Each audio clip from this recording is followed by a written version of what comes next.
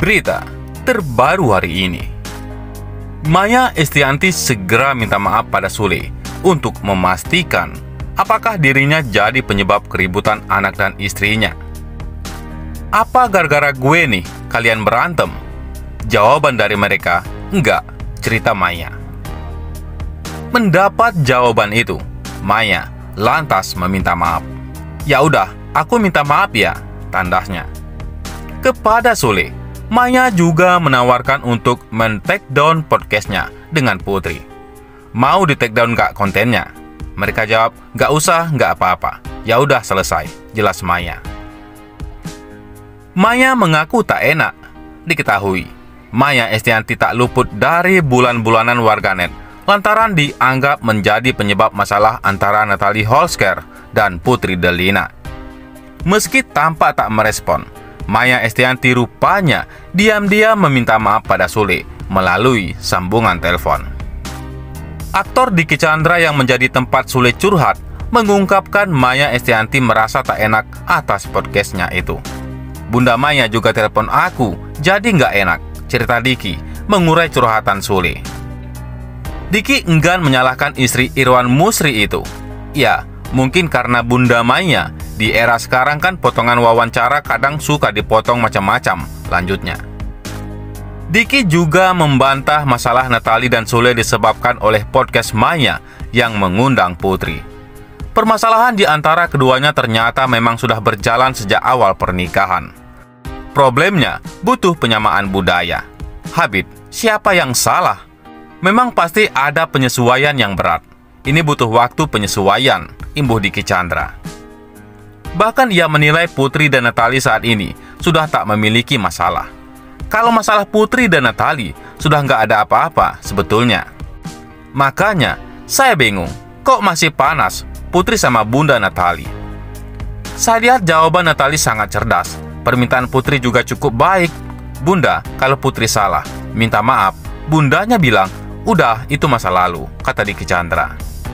Selain itu, Natalie Holzker mengaku ingin menemui anak sambungnya, Putri Delina.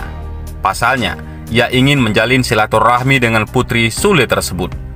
Dia juga ingin memastikan bahwa semuanya baik-baik saja meski nantinya resmi berpisah dengan sang komedian. Mau dong bertemu dengan Putri Delina, semuanya harus baik, kata Natalie Holzker. Meski begitu, dia menolak untuk menemui Putri di rumah Sule. Dia pun belum bisa memastikan tempat dan waktu pertemuan dirinya dengan anak sambungnya tersebut. Enggak deh, aku kalau ke rumah Sule, ujarnya. Perempuan 29 tahun tersebut juga mengatakan komunikasinya dengan Sule masih terjalin dengan baik. Dia mengaku pasrah mengenai kondisi rumah tangganya. Lancar komunikasi, sama ayahnya, lancar. Aku sudah ikhlas, pasrah, lanjutnya. Di lain sisi, Natalie Holzker janji akan kembalikan aset pemberian dari Sule. Hal ini disampaikan Natalie Holzker setelah mediasi dengan sang suami buntu. Terbaru, muncul pembahasan soal dua aset Natalie Holzker, pemberian dari Sule. Kedua aset Sule itu adalah rumah mewah senilai 5 miliar rupiah dan mobil Alphard berwarna hitam.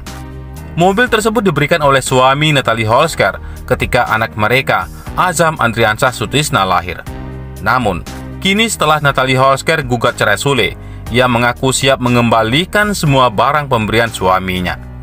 Pasalnya, diakui ibu anak satu ini, dirinya sama sekali tak meminta untuk diberikan hadiah. Ini mobil yang dikasih, aku nggak minta sama sekali. Dikasih pas lahiran Azam. Tapi, kalau mau diminta, monggo diambil, kata Natalie Holzker.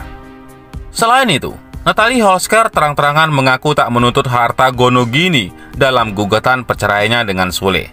Assalamualaikum, mau klarifikasi sedikit. Ya, karena banyak banget berita-berita hoak di luar sana. Di perceraian ini, saya tidak menuntut apapun. Saya hanya ingin semua selesai dalam keadaan baik-baik saja.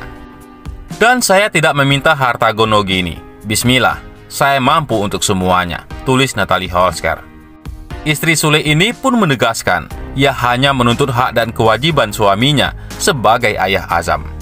Soal nominal, Natalie Holsker bahkan mengatakan hal tersebut ditentukan oleh pihak Sule. Jadi, di perceraian ini, saya cuma minta hak dan kewajiban sebagai ayah untuk Azam dengan nominal yang dilontarkan dari pihak ayahnya.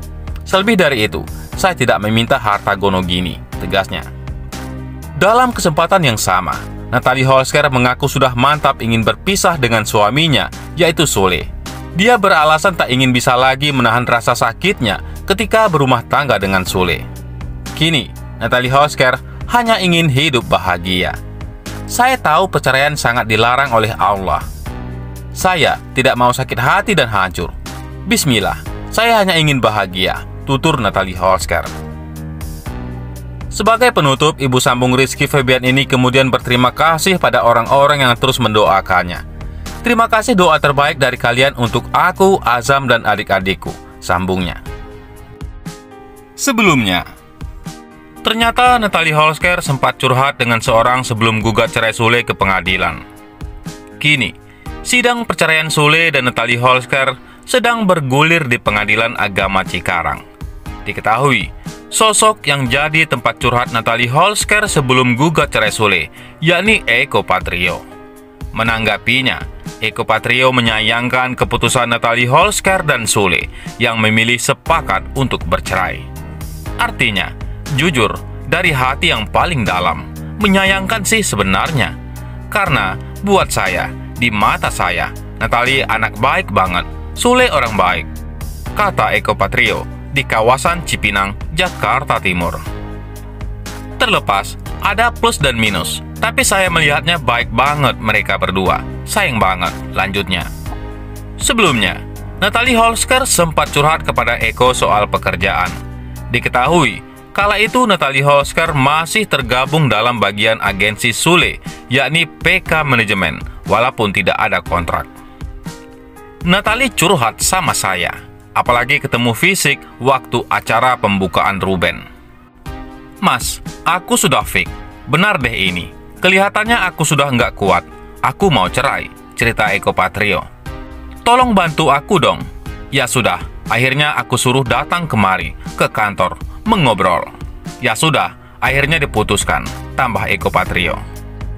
Akhirnya, Natalie Holsker kini resmi bergabung dengan agensi Ekomando Manajemen, artis di bawah naungan Eko Patrio. Dengan begitu, segala administrasi atau kontrak bisnis dengan Natalie Holsker kini akan diurus oleh agensi milik Eko Patrio. Jadi, kemarin administrasinya dipegang oleh timnya Kang Sule. Kan akhirnya dia bilang, kalau dipegang sama Mas Eko, bagaimana? Ya, aku bilang, kamu coba selesaikan dulu masalahnya, segala macam. Aku nggak ada kontrak. Oh, ya sudah. Akhirnya, ya sudah, ngobrol dan sebagainya dan ketemu sama tim, jelas Eko Patrio. Tidak sendiri, Natalie gabung ke agensi Eko Patrio, memboyong anak dan adiknya. Di lain sisi, memutuskan untuk cerai dari Sule, Natalie Holsker tak meminta harta gono gini. Dia hanya meminta uang nafkah untuk putranya Azam. Natalie yakin bisa mencari nafkah sendiri untuk diri dan keluarganya.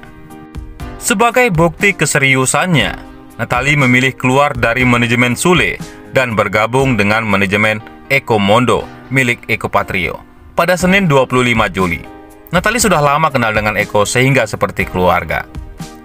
Percaya karena sudah dianggap keluarga, jadi bergabung dengan keluarga saja, kata Natalie Holsker.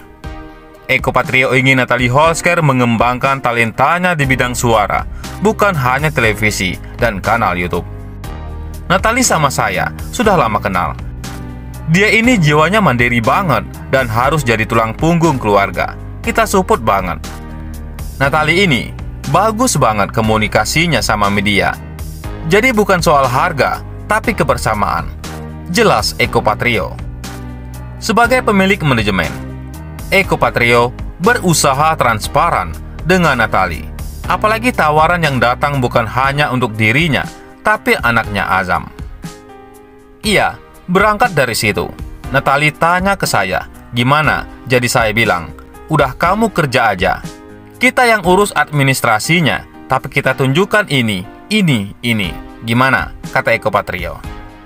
Natalie Holzker ikut mengajak anaknya Azam Andriansyah Sutisna untuk bergabung ke manajemen artis Eko Patrio. Menurut cerita Natalie, ia bingung karena Azam mulai mendapat tawaran endorse hingga iklan.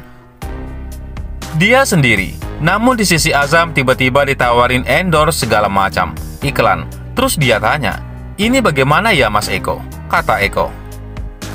Hal itulah yang kemudian membuat Eko Patrio akhirnya ikut mengajak Azam bergabung ke manajemen artisnya bersama Natalie Holzker. Akhirnya, ya sudah, saya urusi semuanya segala macam. Kamu urus administrasinya, kamu urus honor kamu, dan sebagainya, ujar Eko Patrio. Bagaimana menurut pendapat Anda?